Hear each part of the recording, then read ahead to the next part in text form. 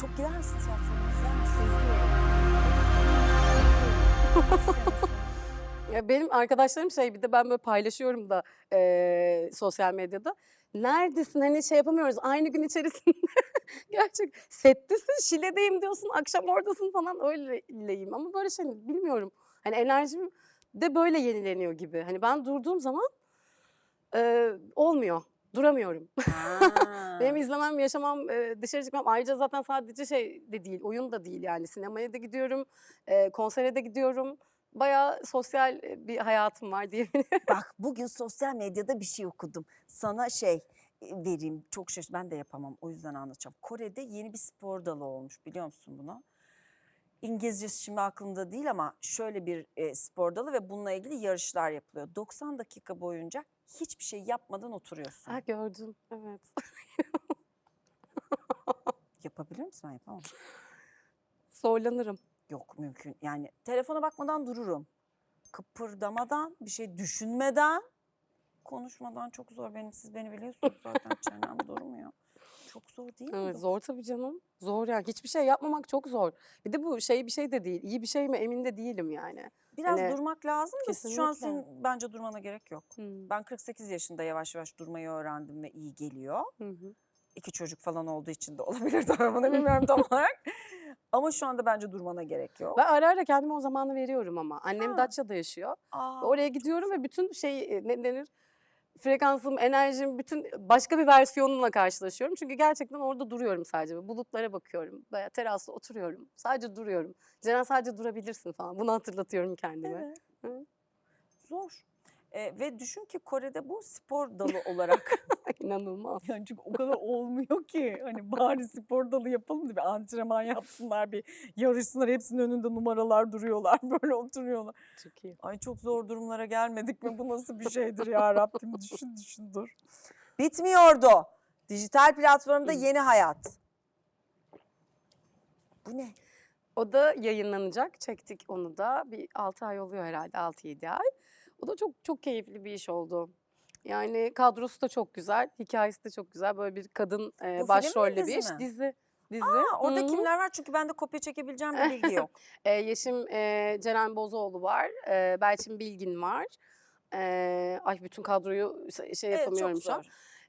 Yani böyle bir kadın hikayesi. Bir hapishaneden kaçan 3 firari kadının hikayesi.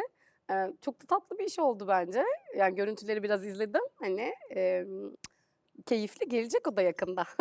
Tarihi bilmiyorum ama yayınlanacak Kadın önümüzdeki hikayeleri zaman. çoğaldı mı? Biraz bence evet. Bana mı öyle geliyor? Çoğalsın da. Ya da kadın yetenekler artık kalemlerine de güvenmeye mi başladı? Umarım artar, daha Değil da mi? artar. Evet, evet. Şimdi yani çünkü uzun bir süre biz bir tek kadın komedyen ve yazar üzerinden gittik ki senin de hayatında çok önemli. Ondan da bahsetmek ister misin o süreçten? Olur, bahsedebiliriz Lütfen tabii. buyurunuz, sizi dinliyorum. Ya ben Gülse Birsel'den bahsediyoruz. tabii ki. Ya ben, üniversite son sınıf öğrencisiydim. Ve böyle bir Komedi Türkiye diye bir yarışma olacağı, haberi geldi. Yine yüksek lisanstan bir arkadaşımızdan ve jüride Haluk Bilginer, yani Gani Müjde ve Gülse Birsel var. Şampiyonlar Ligi. Dedim ki hani nasıl olabilir? Nasıl yani? Bir de hep bir kaygınız oluyor ya yeni mezun olurken işte televizyonda bir iş bulabilecek miyim? İşte ne yapacağım? Hem maddi kaygılar bir sürü şey. Dedim ki bu bir fırsat olabilir. Hatta bizim kendi aramızda da konservatuvardaki sınıf arkadaşlarımızla olmuştu hani yarışma ne ya hani biz zaten okuduk hani vesaire.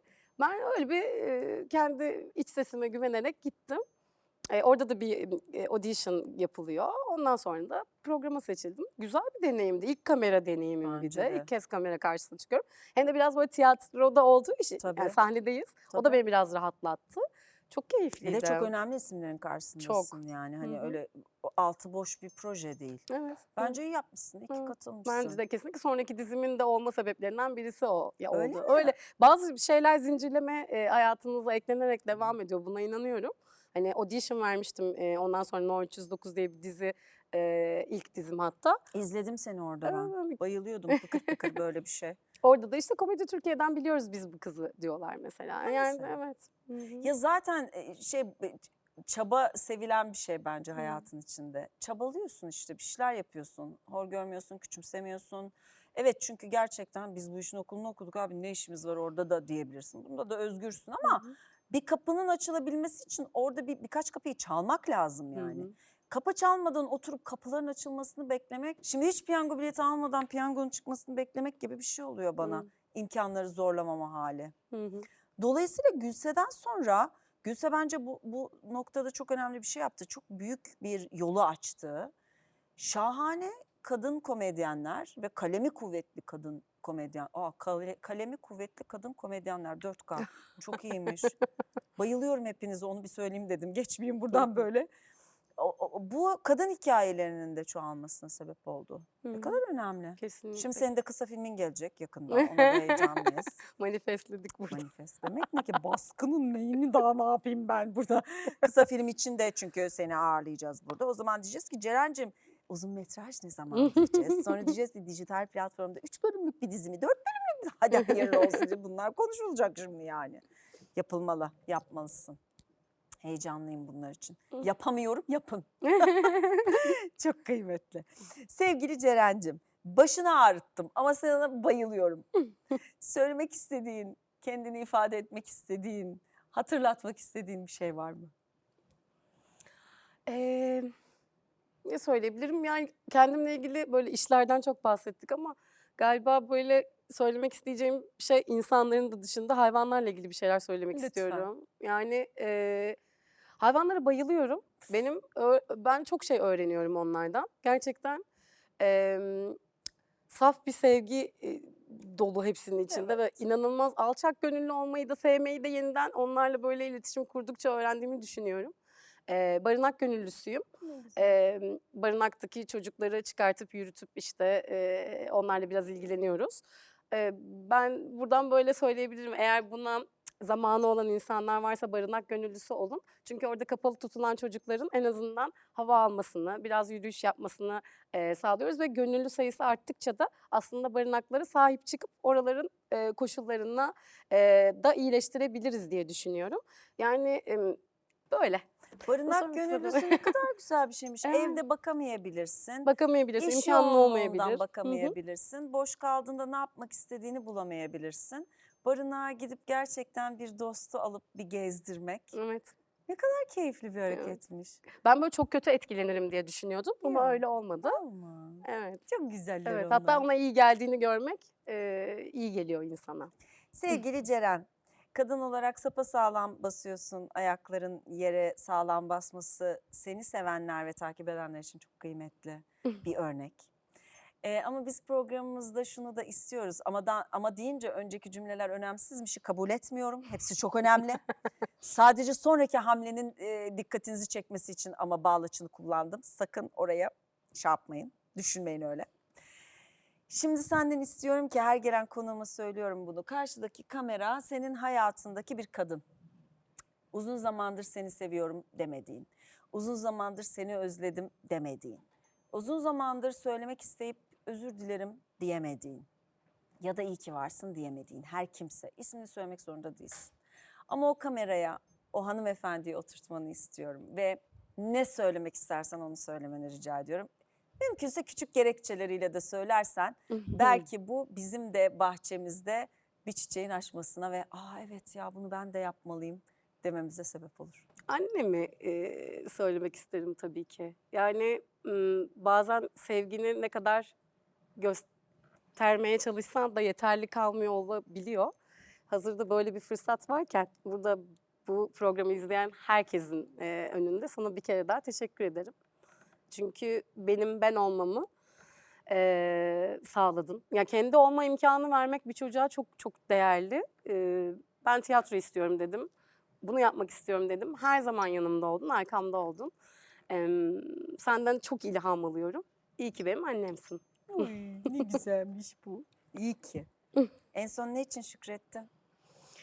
Gerçekten işler için ettim. Değil mi? Ödülür. Yani bir de Şaka evet, yaptım. yani bunun için ben her gün şükrediyorum bu arada. Evet. Bunu şey bir yerden söylemiyorum, Yok. öyleyim yani.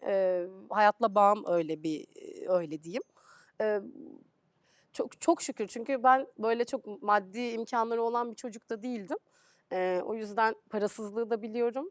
Zor koşulları da biliyorum. İşsiz kaldığım zamanlardaki duygumu da biliyorum. Girdiğim her işte çocuk oyunu da yaparak para kazandığım zamandan şimdi daha popüler işte dizidir vesaire yaptığım işlerde de hep aynı motivasyonla, oyun oynama motivasyonuyla ve şükürle devam ediyorum hayatıma o yüzden. Görülmek, duyulmak çok Çok. kıymetli. Yeteneğinin görülmesi çünkü gerçekten çok yeteneklisin ve nitelikli işlerin içinde yer almak bence bu anlamda daha da artı bir kıymet oluyor. Hı hı, Değil mi? hı. Evet. Daha nicelerinde göreceğiz seni. Kısa filmi Umarım. heyecanla bekliyorum. Adını düşündün mü? Kısa filmin. Ne? Ev seni acıtan yerdir. Oo. Böyle bir hikaye.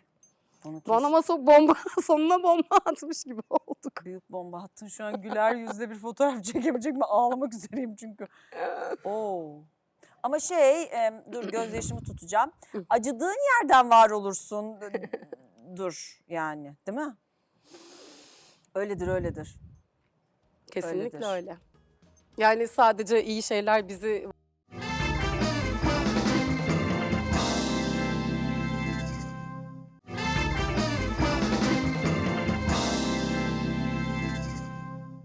Çok güzel olsun yolun. Teşekkür Heyecanla ederim. ve büyük bir hayranlıkla seni takip etmeye devam Teşekkür edeceğim. ederim. Ekranları başındaki birçok seyirci gibi. Bugüne dair birkaç satır yazmanı rica edeceğim.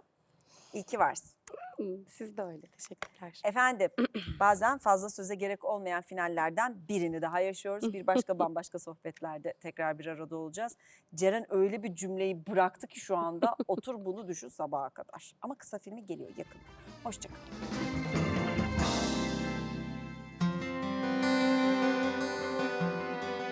Sevgili Ceren Taşçı, seni ağırladığım için çok mutlu oldum. Gerçekten bana bir sürü şey öğrettin. Sevgili Ceren sayfasının satırlarını şöyle tamamladı. Kendimize, evimize, çevremize ve dünyaya iyi davrandığımız bir ütopya mümkün müdür?